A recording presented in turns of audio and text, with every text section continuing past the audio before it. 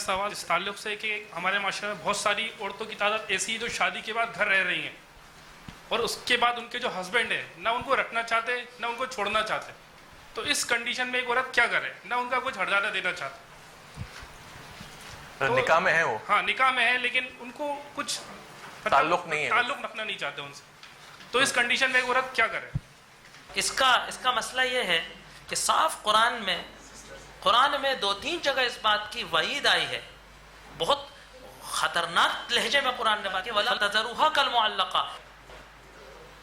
یہ جو طلاق کا مسئلہ جہاں ہے، جہاں طلاق کی حکمت بتائی ہے کہ تعلقات ایسے ہو جائیں کہ وہ عورت نہ شوہر والی ہے نہ بے شوہر والی، اور اب طلاق نہیں دے رہے.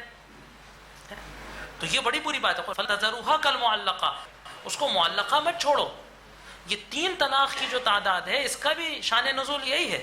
عرب کیا کرتے تھے کہ کسی عورت سے جب چڑ جاتے تھے، کوئی اختلاف ہو جاتا تھا، خاندانی قبیلے کی لڑائی ہو جاتی تھی، تو کیا کرتے تھے؟ طلاق دے دیتے تھے.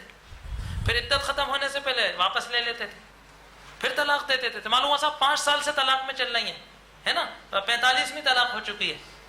تو قرآن نے 3 طلاق عورتوں کے ساتھ ظلم کرنے کے لیے نہیں رکھی. قرآن نے 3 طلاق مردوں کو عورتوں پر ظلم کرنے سے روکنے کے لیے رکھی.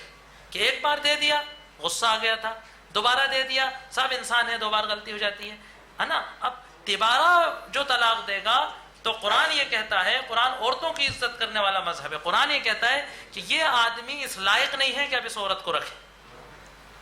تو معلق چھوڑنے کی تو بڑی خطرناک اسلام میں سزا ہے. مسئلہ یہ ہے کہ ایسے نالائقوں کو، ایسے شریعت کا مذاق اڑانے والوں کو، ہے نا، ایسے ظالموں کو پہ گرفت کرنے کا ہماری شرعی عدالتوں کے پاس کوئی رائٹ نہیں ہے، کوئی اختیار نہیں ہے، کوئی قانون نہیں ہے، کوئی پولیس نہیں ہے نا. حضرت عمر کے زمانے میں کوئی یہ کر کے دیکھتا ہے کہ طلاق نہیں دے رہا، چھوڑ دیا ہے خالی.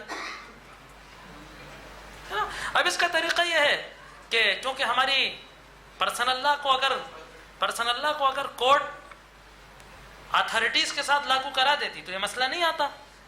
لیکن اب کیونکہ یہ ہمارے ہاتھ میں ہے نہیں اور اقلیت میں ہم رہ رہے ہیں، یہ ہمارے ہاتھ میں ہے کہ ہم کتنی اپنی شریعت پہ عمل کر لیں اور کتنا اس کو زندہ رکھ لیں. تو اس کا دروازہ یہ ہے کہ وہ عورت خلا لے لے. اصلاً تو یہ ہونا چاہیے تھا کہ اس کو ظالم قرار دیا جائے اور اس سے مہر دلوایا جائے. آخری حل یہ ہوتا ہے کہ صاحب وہ خلا لے لیتی ہے، مہر بھی چھوڑ دیتی ہے اور صاحب وہ نفقہ بھی چھوڑ دیتی ہے، بلکہ صاحب جو جہیز ہمارے باپ نے دیا تھا وہ بھی آپ رکھ لو. مطلب وہ تو ظلم پر قیامت کے دن پتہ چلے گا ان معلق رکھنے والوں کا کیا انجام ہوگا. انتہائی خوف کی بات ہے. قرآن نے طلاق کے معاملے میں کہا ہے کہ تمہارے طرف سے کچھ زیادہ چلا جائے تو کوئی بات نہیں، ہے نا. رخصتی سے پہلے کی طلاق کا مسئلہ ہے کہ آدھا مہر دیا جائے. قرآن نے کہا کہ آدھا مہر دو سوائے اس کے کہ وہ معاف کر دیں. کیا کہ بھئی نہ رخصتی ہوئی، نہ آپ کے گھر آئے، نہ آپ نے چھوا، کائے کا مہر، ہے نا. یا تم معاف کر دو، تم کو وہ پورا ہی لے لو. پھر کہا وَأَن تَعْفُوا أَقْرَبُ لِلتَّقْوَىٰ. تم چھوڑ دو، تمہارے طرف سے زیادہ چلا جائے، تم مرد ہو، اب اقرب للتقویٰ، یہ تقوی کے زیادہ قریب. تو اصل میں ہمارا مسئلہ کیا ہے کہ ہم طلاق کو تو لے لیتے ہیں شریعت کی، ہے نا. یہ کوئی نہیں بتاتا کہ طلاق کے بعد بچوں کا نفقہ، پڑھائی، خرچہ، سب کچھ الف سے لے کے یہ تک باپ کے ذمہ ہوتا ہے نا. اور رکھنے کا حق ماں کو ہے. رہے گا ماں کے گھر جب تک وہ دوسری شادی نہیں کرتی. ماں دوسری شادی کر لیتی ہے تو نانی کیا رہے گا، رہے گا وہ ماں کیا اور نانی کیا. اور خرچہ دے گا 1-1 روپے کا باپ. یہ تو ہم نہیں بتاتے. تو ہم طلاق دیکھ کے جو ہے جھگیاں بستیوں میں سینکڑوں مسلمان عورتوں کو چھوڑ گئے. یہ تو ہم نے اپنے خود کرتوت کی ہیں. اگر کوئی کمیٹی کھڑی ہوتی ہے نا، ابھی تو خیر ہم مخالفت کر رہے ہیں، وہ خاص پس منظر ہے، سیاسی نقطہ نظر، لیکن اگر کوئی کمیٹی کھڑی ہوتی ہے اور آپ کو آپ کا گریبان میں اپنا منہ دکھاتی ہے تو غصے ہونے کی ضرورت نہیں ہے، اپنے حالات کو سدھارنے کی ضرورت ہے.